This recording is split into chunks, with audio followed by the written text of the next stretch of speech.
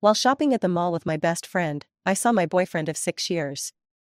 He had his arm around another girl, laughing happily. When he noticed me, he didn't turn away in panic, nor did he look guilty. He even waved at me. When I returned to the home we shared, he was sitting on the sofa, smoking. His exhaustion was plain to see. He was still as gentle as ever. Baby, if I had to rely on my own efforts, who knows how long it would take for me to make a place for myself in this city. I nodded in understanding, swallowing back the words I had planned to say about my family background. Then I turned and left, to go home and accept the arranged marriage. Baby, you really convinced your family to let you marry freely? I'm so jealous.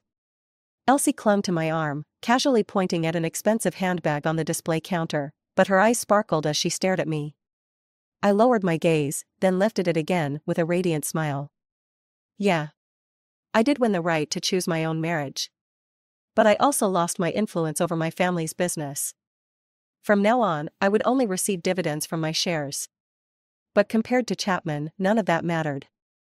I slung an arm around Elsie's shoulders, speaking lazily. Now I can live a life of luxury and leisure. My voice cut off abruptly. Through the spotless glass of the luxury store, I saw the boutique across from us. The man I had loved for 6 years was there, holding another woman, laughing happily. Their intimacy made it clear, this wasn't new. The woman was bending down to admire a piece of jewelry, while Chapman, with nothing to do, casually glanced around. And then his eyes met mine. I thought he would panic, that he'd be flustered. But he simply waved at me, as if I were just an ordinary acquaintance. Elsie's chattering stopped too, she had clearly seen it as well. We should go over there, she said. I hesitated. Elsie, he still doesn't know the truth about me. When I met Chapman, we were still in university. Following my family's instructions, I kept a low profile, leaving behind the privileged life I was used to, trying to experience a few years of ordinary freedom. People like us rarely have control over our own fate. Chapman was the one reckless decision I had made, knowing it was bound to end badly. I grabbed Elsie's trembling hand and whispered, "Forget it. I'll handle this myself." I had always been reserved with my emotions, and even now, I kept my composure. Like nothing had happened. But I knew, inside, the pain was suffocating.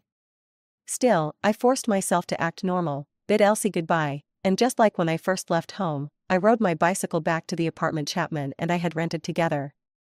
In late autumn, even walking was enough to make a person shiver. By the time I parked my bicycle in its designated spot, the sky had already darkened. Dressed in a dark coat, I blended into the dimly lit surroundings. From there, I had a clear view of Chapman, stepping out of a pink Ferrari. He was grinning sweetly as he spoke, coaxing the woman inside to step out and give him a passionate kiss. They were tangled up in each other. If I weren't his legitimate girlfriend, maybe even I would have applauded their love story. I didn't know how long I stood there staring, maybe I wasn't even watching at all. When the pink Ferrari sped off, its tires splashed water from the roadside, soaking me completely. The freezing chill jolted me awake. Drenched and disheartened, I dragged myself upstairs. When I opened the door, the usual warmth in Chapman's voice was gone. Only silence remained. A silence so deep, it felt like the darkness of the night was brewing something even more terrifying. "You're back?" The only light in the living room came from a small lamp. Its dim glow was enough for me to see Chapman clearly. His refined features were marred by an exhaustion he couldn't hide. The cigarette between his fingers flickered in the dim light, and at his feet was a pile of burnt-out cigarette butts. "Don't smoke so much," I said.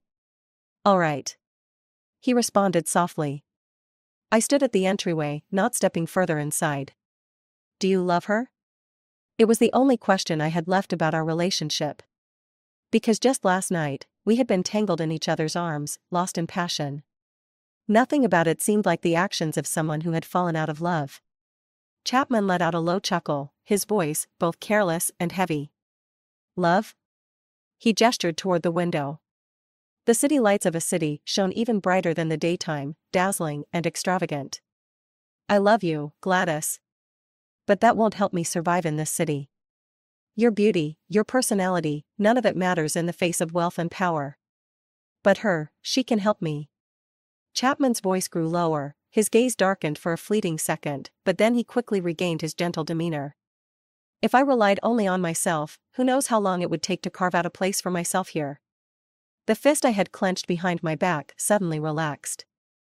A deep, indescribable disappointment settled in my chest. I had thought he had simply fallen out of love. That maybe I could understand what she had that I didn't. But it turned out to be something so simple. She could offer him wealth and status in this city. And just like that, the confession I had planned for tonight no longer seemed necessary. The pure love I had vowed to my family was now nothing more than a joke. Maybe it was my silence, or maybe Chapman really didn't want me clinging to him anymore. He took off his Patek Philippe watch and placed it on the coffee table, then pulled out the watch I had given him from his pocket.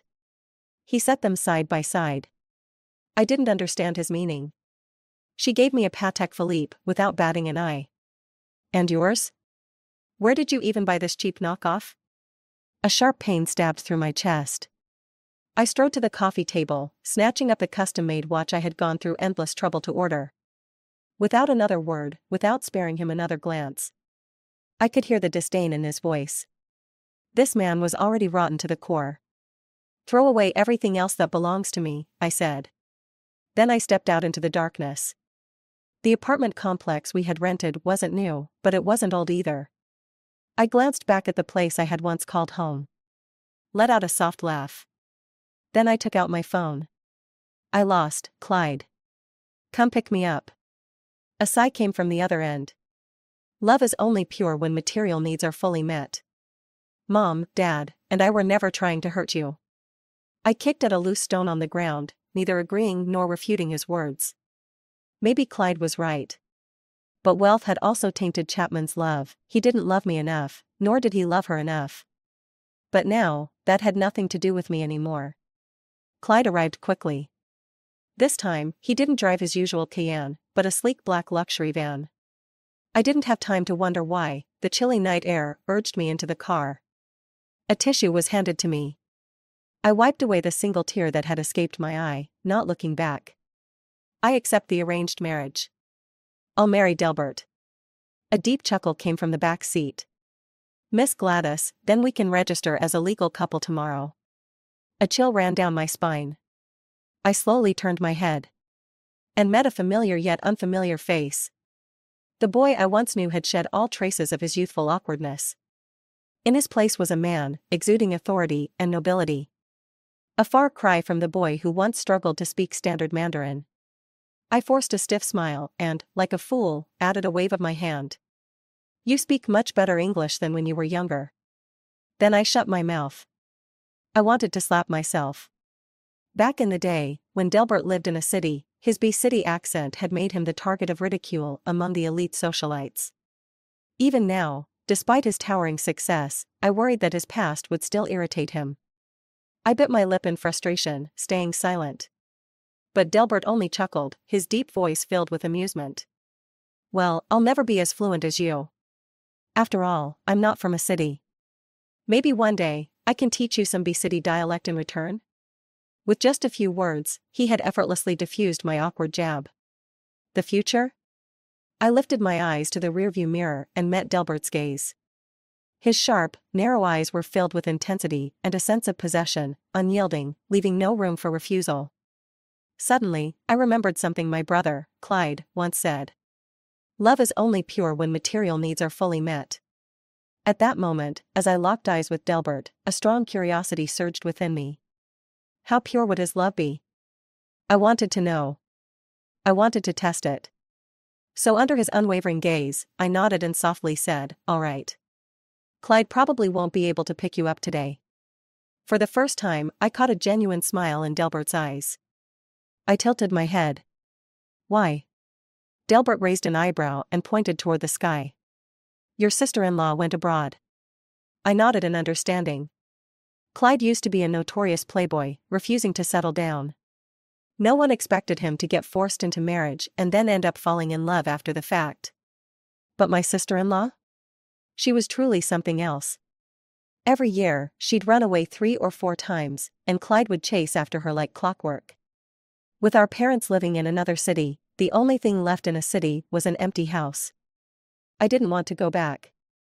Turning my body slightly, I looked at Delbert, who was sitting in the back seat, and put on a pitiful expression. I'm homeless now. What should I do?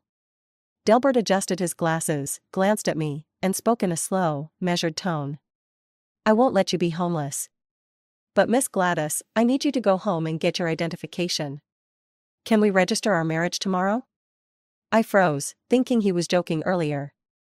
But now, there was a weight to his words that made me take them seriously. My hesitation made him lower his voice and repeat the question, this time with a trace of impatience.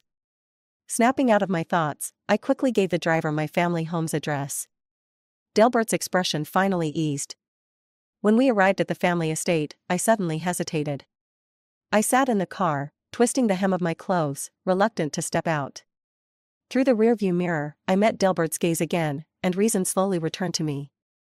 Before I got into your car, I had just broken up, Mr. Delbert. His eyes, in the dark, carried a dangerous glint, like a predator locking onto its prey. I hesitated for a moment, then gathered the courage to continue.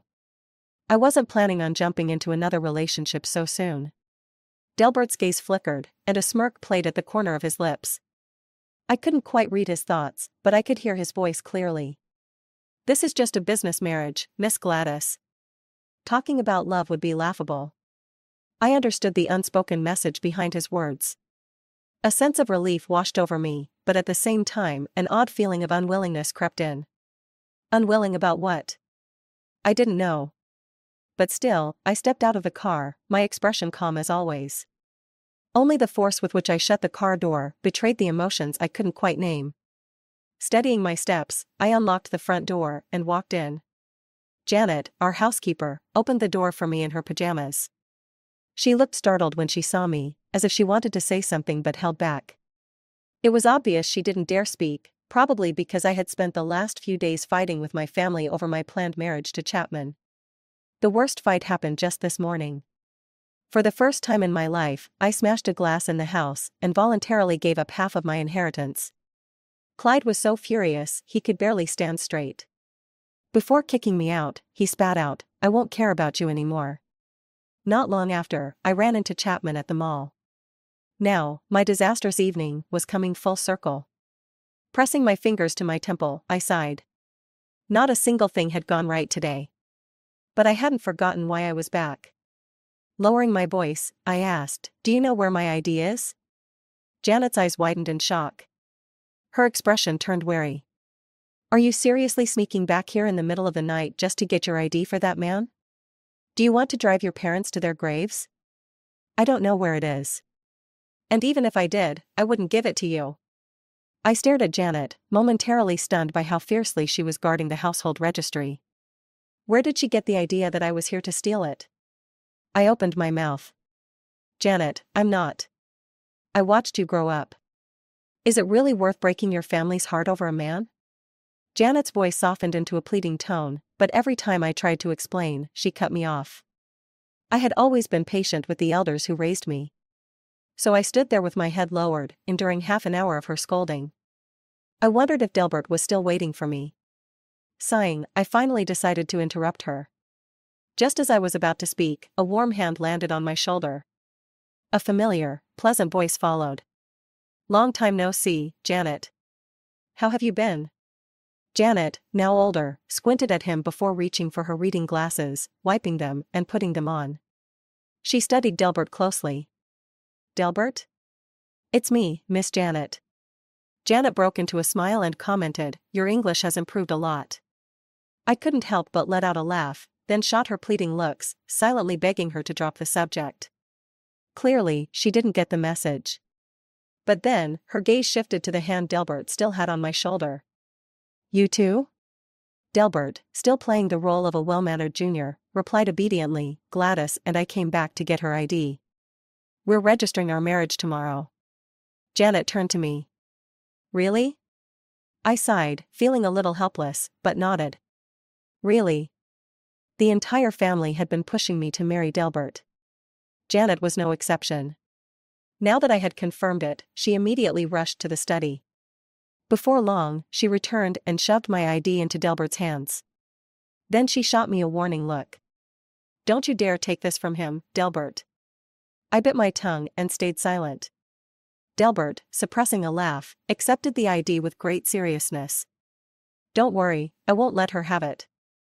I'm taking her with me tonight, and we'll register first thing in the morning. Good. Under Janet's watchful eyes, we turned and left.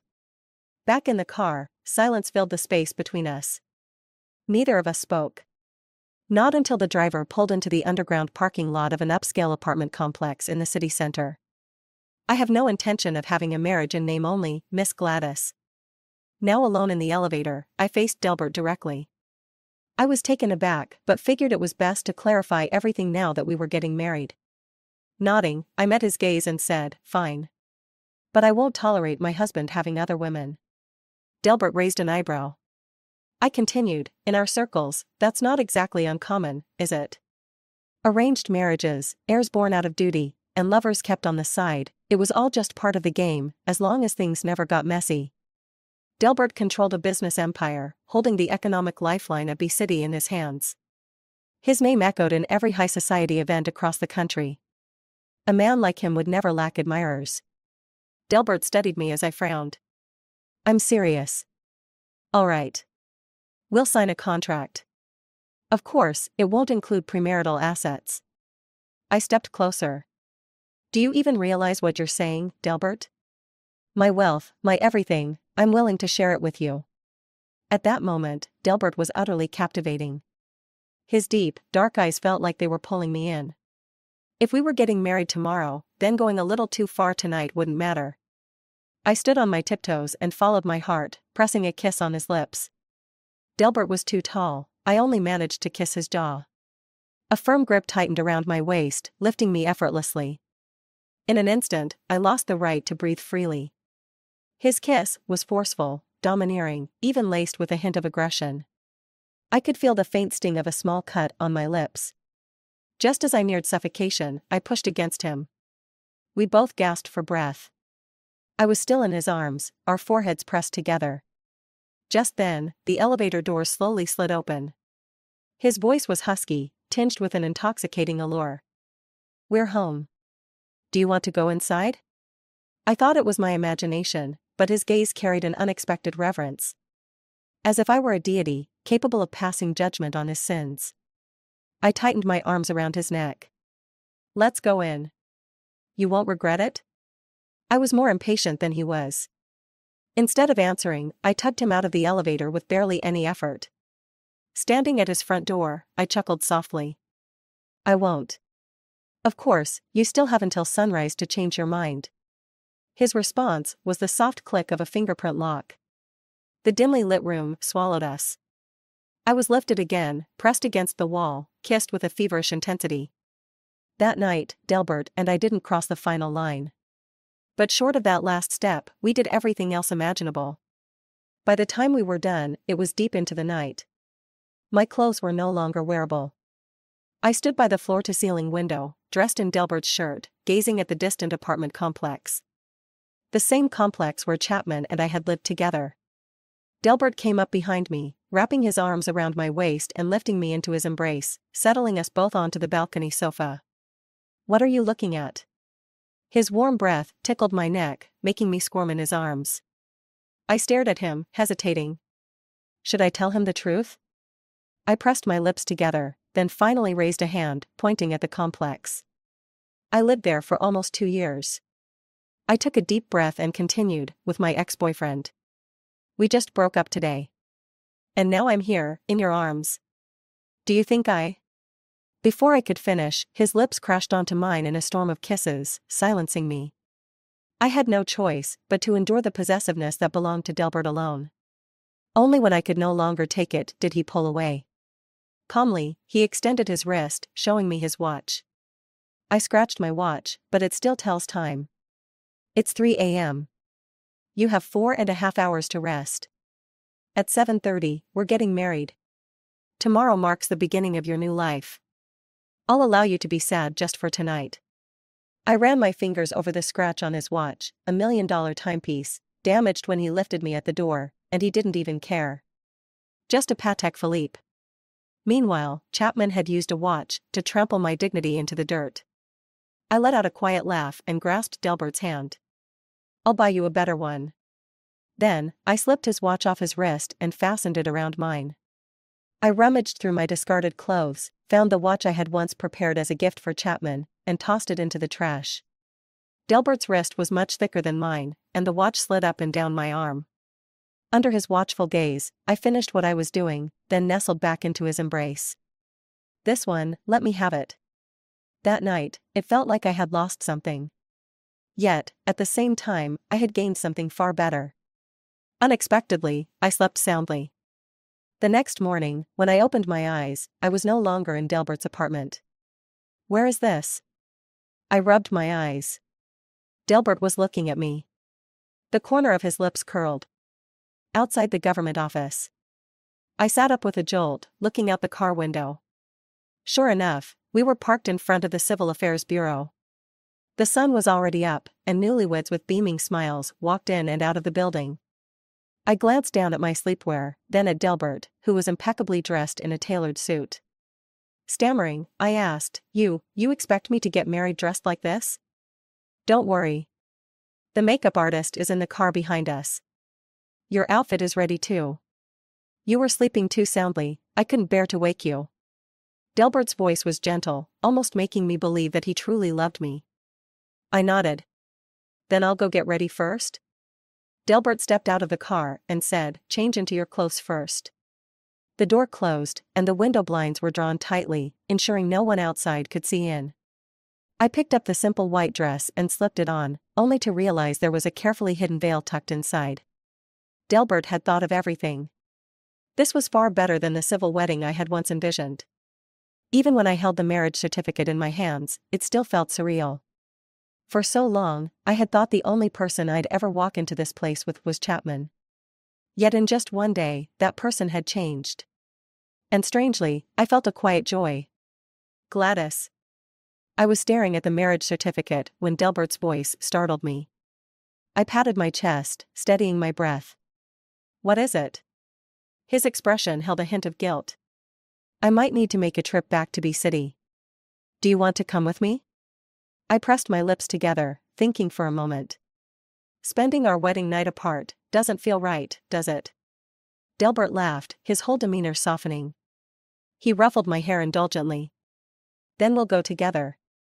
After leaving the registry, we headed straight to the airport, boarding Delbert's private jet. Just before boarding, my phone rang. An unknown number. I answered, only to hear Chapman's weary voice on the other end. I saw you at the airport.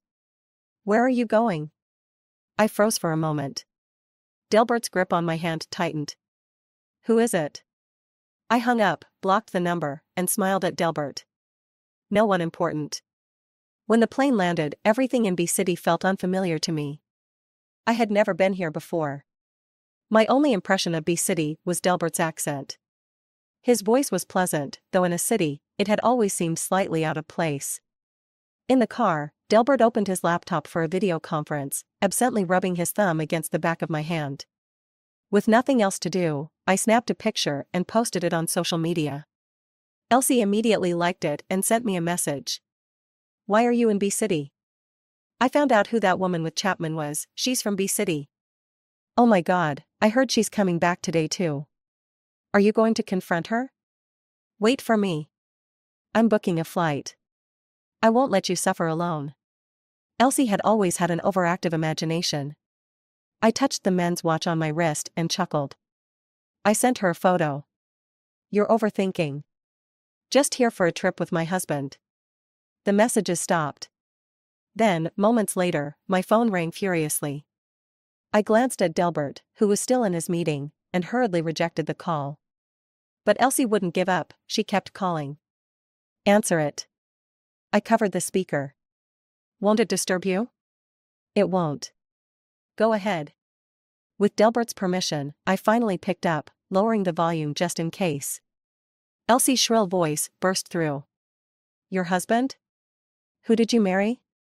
You didn't just pick someone random to piss off Chapman, did you? Are you out of your mind? I stole a glance at Delbert, making sure he wasn't listening, then exhaled softly. My husband is Delbert. Lost in my conversation with Elsie, I didn't notice. Delbert, still in his meeting, was smiling. As I explained everything to Elsie on the way, I repeatedly reassured her that I was serious and not just doing this to spite Chapman. Only then did she finally relax. After promising to come find me in B City in a couple of days, she hung up the phone. By the time I ended the call, the car had already stopped in the parking spot. Delbert had long since finished his own call and was now resting his head on his hand, watching me. I had gotten used to Delbert looking at me like that. "Sweetie." Delbert narrowed his eyes slightly, a smile playing at the corners of his lips as he called me wife. My whole body froze. It was like an electric current had run through my spine, sending tingling waves across my skin. I fought the urge to smile, pretending to be calm as I replied, "Babe." Delbert clearly hadn't expected that response from me. He clicked his tongue and immediately called the driver who had just left. I couldn't understand what he was saying, but before the driver had even exited the parking lot, he turned back, quickly got into the driver's seat, and drove off again. I looked at Delbert in confusion. "Where are we going?" Delbert took my hand, gently squeezing my knuckles as he said, "I was going to take you to the racetrack to pick out a pony, but then I suddenly remembered, this is our wedding night. The most important thing hasn't been done yet." I wasn't some naive girl. Of course, I knew exactly what the most important thing on a wedding night was. I didn't say anything, but my fingers couldn't help teasingly scratching his palm. Delbert's house in B City was an estate, far more luxurious than the penthouse he had in a city. It was obvious that his place in a city was just a temporary residence. But the estate was too big, and Delbert's patience seemed to shrink with every step we took. By the time we stumbled into the bedroom, lips locked and tangled together, Delbert suddenly growled, "I need to change houses." It was an oddly timed comment, one that should have ruined the mood, but instead, it sent a shiver down my spine. I ran my fingers along his waist and stomach, trying to provoke him further. But as our movements grew more intimate, I realized something: Delbert was inexperienced. The realization shocked me. I cupped his face and asked, "You've never had a girlfriend before?" The ever-composed man was now sweating, his eyes flickering away in embarrassment. I refused to let him look away. "Look at me." Delbert lifted his gaze, his dark eyes drowning in desire. His voice was hoarse, his whole being trembling like a puppy pulled out of water, drenched, pitiful, yet irresistible. I felt a ringing in my ears, but I still heard him clearly. With a voice so beautiful it could steal a soul, he whispered, "I only love you. For so many years, it's only ever been you." My heart trembled. I almost couldn't believe it. But at the moment I gave myself to him completely, Clyde's words surfaced in my mind. When you have enough material wealth, love becomes pure. And as I thought about how Delbert had been exiled to a city and had to fight his way back to B City alone, a dull ache spread through my chest. I started crying. Delbert immediately panicked, quickly grabbing tissues to wipe my tears. "Don't cry. If you don't want this, we'll stop." It wasn't that I didn't want to. I pulled him closer, refusing to let him go. "You could see my old apartment from your place in a city. You bought that place on purpose, didn't you?" I felt his entire body tense up. We had only truly been together for 2 days. Yet now, my mind was flooded with images of Delbert's loneliness in a city and the struggles he faced returning to B City. I didn't fully understand everything, but I had remembered every word Clyde had told me. Back then, I had only thought I was looking out for a childhood friend. But now, thinking back, I realized that somewhere along the way, Delbert's pain had carved deep scars in my heart. I leaned into him, embracing everything. "I want this, Delbert. I've always wanted this." Of course, embracing everything came with a price. I ended up stuck in bed for 5 whole days. Even today, when we finally went out, Delbert had to carry me. "I'm taking you to pick a pony," he said. After 5 days in bed, I had learned quite a few things. For example, B City had a prestigious racetrack, and Delbert was on its board of directors. And every horse owner at the racetrack was a person of power, wealth, or both. Simply put, anyone in the country who had business ties to B City dreamed of becoming a horse owner. But it wasn't easy. The entrance fee alone was exorbitant, and you needed recommendations from at least 100 current horse owners. The money was the easy part. The real challenge was networking. Even then, a final review by the board of directors determined whether someone could officially become a horse owner. It was an exclusive, cutthroat process. So, does that mean it'll be hard for me to become a horse owner? I yawned, leaning into Delbert's embrace. Delbert wiped the lingering tears from my nap away and playfully pinched my nose. Not at all. You own half of my fortune, plus you have both me and Clyde vouching for you. Who would dare say no to you? That made me sit up straight. Clyde is a horse owner too? No, he's a board member. That confused me. Why would Clyde, a businessman from a city, be involved in B-City's affairs? But after knowing this, I felt reassured and lazily snuggled back into Delbert's arms, waiting until we arrived at the racetrack to pick out a horse. What I didn't expect was to see someone there. Chapman was standing at the entrance, holding an umbrella for a woman. His posture was stiff, so rigid he looked more like a security guard than the actual guards nearby. The moment Delbert appeared, the woman quickly approached and introduced herself. I caught a few words. She wanted to become a horse owner. Behind her, Chapman stared at me, his eyes dark and unreadable. Delbert definitely knew who Chapman was. But for whatever reason, he let Chapman and the woman follow us in.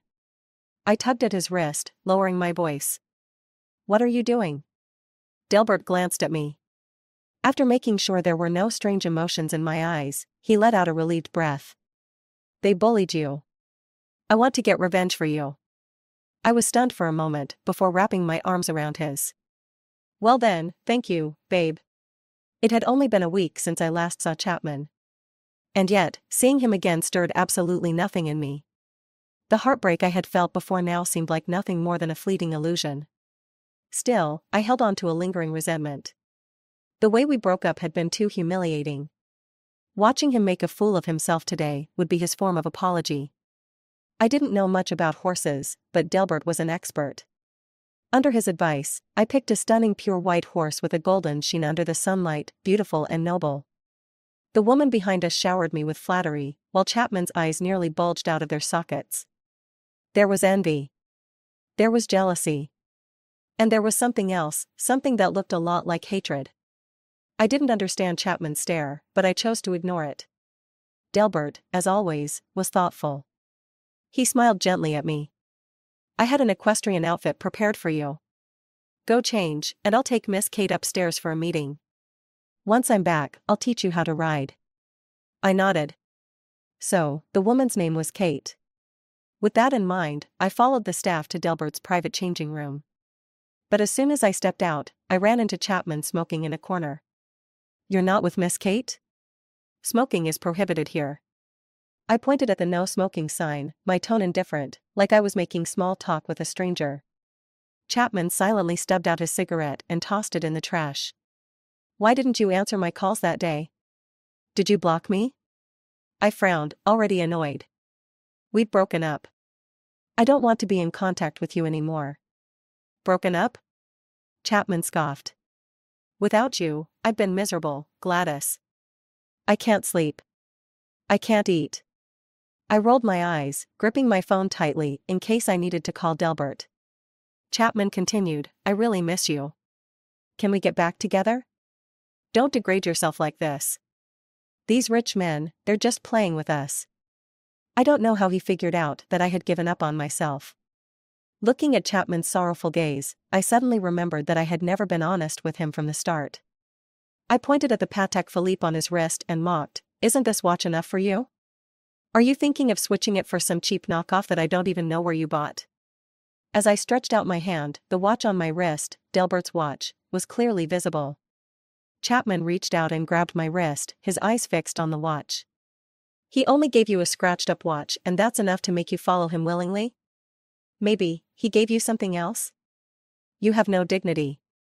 You've really hit rock bottom, haven't you? Chapman's grip was so tight that my bones ached, and I couldn't break free. His frenzied gaze even scared me a little. It was as if he felt like his possessions were being tainted by someone else, the desire for destruction spreading across his eyes. Let go of me. I lowered my voice and slapped him across the face. The sound was crisp, and immediately Chapman's face flushed red. You broke up with me to climb the social ladder in a city, and I didn't say anything. Now you come back to bother me? Chapman, have some decency. Decency? Delbert's married, it's a business marriage, and you, a mistress, don't know the meaning of decency? Looking at Chapman's twisted expression really made me want to laugh in anger. I gathered all my strength to shake off his hand, grabbed my phone, and called Delbert. The phone was picked up quickly. Baby, come to the dressing room door. I've been slandered as a mistress. I hung up right after. Chapman was still in shock, and I turned to enter the dressing room, locking the door behind me to calm down. I stared at my feet, breathing hard, but still felt unsatisfied. I opened the door again, peeked out, and when I saw Chapman still standing there, I went out and kicked him hard. He wasn't prepared and fell straight to the ground. Scumbag. What's going on? Delbert walked up behind me and took my hand. I explained everything to him, and it was obvious that Delbert was angry. He stared coldly at Chapman. Do you know that defamation and slander are illegal?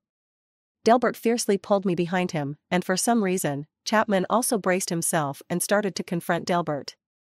You're already married, Mr. Delbert. My girlfriend is young. You can't just manipulate her like that. Delbert took off his glasses and placed them in my hand before pushing me aside. He told me not to get close. I grabbed his hand and shook my head. Don't be impulsive.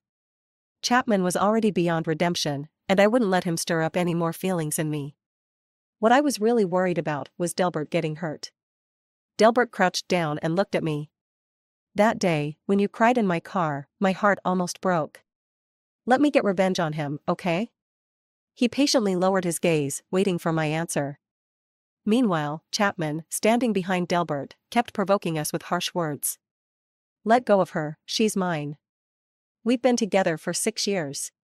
Gladys, are you really going to be a mistress to a married man? I took a deep breath. I thought Chapman would understand once he heard how I addressed Delbert, but unfortunately, he didn't. I hugged Delbert and buried my face in his chest, rubbing against him. Don't get hurt. Delbert patted my back and pulled me away from him, then threw a heavy punch right at Chapman's head. How dare you say you were together for 6 years? I put up with you for 6 years. Fine, I can accept that you were good to her, but I can let go. But you? You cheated. And you have the audacity to be shameless about it. With those 3 lines, Delbert landed 3 punches on Chapman. Chapman couldn't fight back, but his gaze was still full of fury. I grabbed Delbert's arm, my voice choking. Enough. Chapman, his marriage is with me. You already have another woman. Let's just part ways peacefully. Please, don't come bother me again. Chapman's eyes were wide open in disbelief as he kept shaking his head. I looked at Delbert's hand to make sure it wasn't hurt, then composed myself and turned back to face Chapman. I fought for my right to choose my marriage. I was going to tell you that day. I didn't have the chance. Chapman, I kept my family a secret from you, and you cheated. We owe each other nothing. Please, don't disturb me again. Chapman's eyes suddenly went cold. But I knew it wasn't because he loved me. It was because of my background as a wealthy heiress. Chapman collapsed to the ground, and I didn't want to see him anymore. I grabbed Delbert's hand and turned to leave. Delbert, with his hand still aching from the punch, made a pitiful face. It hurt so much. He was acting so helpless, so I played along, seriously inspecting his hand. It was definitely red and must have hurt. I gently blew on it, then rubbed it, scolding him. I told you not to do anything. You just had to hold back. Delbert pulled me into his arms. He made you cry. I wasn't happy. But it's okay, from now on, I'll make you happy. When Delbert said he would make me happy, it wasn't just empty words. In B-City, I spent over a month, and not a single day was without joy. Especially on the day he proposed. He went all out. At first, I thought it was just a normal candlelit dinner. But when the fireworks went off over Victoria Harbor, Delbert kneeled before me. His eyes were full of devotion, and he only had a small version of me in his hand. I've loved you for so many years. We will have many, many more years together. Will you marry me? I extended my hand, waiting for him to slip the ring on my finger. I believed that he loved me, and I believed I was worthy of love. Being held by Delbert, kissed passionately, I responded just as eagerly. Clyde wasn't back from abroad, but as soon as he heard we had registered our marriage, he sent me a wedding gift. It was a will that he had signed with Delbert. Even though Delbert was so young, and even though we hadn't been together then, he had already given me most of his fortune. Clyde said he didn't understand why Delbert loved me so much when I had little connection to him. I didn't understand either. So when he proposed, I asked him. Delbert took my hand, our fingers interlaced. Are the fireworks beautiful? They're beautiful. His gaze softened, as if reminiscing about the past. When I first arrived in a city, there was a little girl who took my hand and welcomed me. She complimented my accent, saying it sounded lovely. Back then, I thought, this little girl is so beautiful. More beautiful than the most brilliant fireworks. The end.